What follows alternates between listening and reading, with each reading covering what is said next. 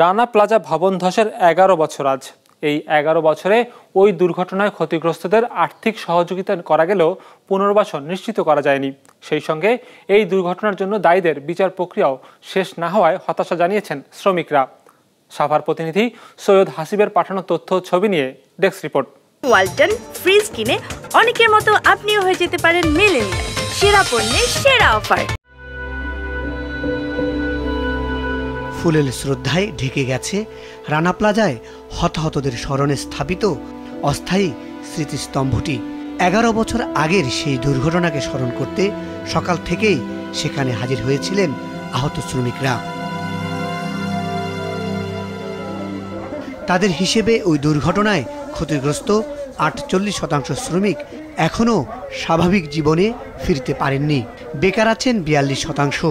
তাই ক্ষতিগ্রস্তদের দীর্ঘস্থায়ী পুনর্বাসনের দাবি তোলা হয় এই আয়োজন থেকে।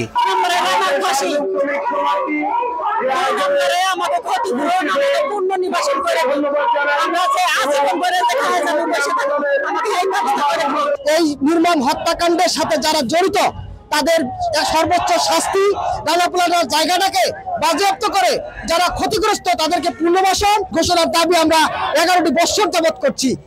রানা প্লাজার ওই স্থানটি এখনো অব্যবহৃত ও পরিত্যক্ত হিসেবে পড়ে আছে। ক্ষতিগ্রস্তরা তাদের পুনর্বাসনের জন্য ওই জমির ব্যবহারের দাবি জানিয়েছেন। একই সাথে ওই ভবন ধসকে অবহেলাজনিত হত্যাকাণ্ড উল্লেখ করে ওই ঘটনায় দায়ের করা মামলায় দ্রুত বিচারের দাবি জানিয়েছে শ্রমিক প্রতিনিধিরা। প্রয়োজন বলে বিশেষ ট্রাইব্যুনাল গঠন করেও বিচার কাজ শেষ করতেছে।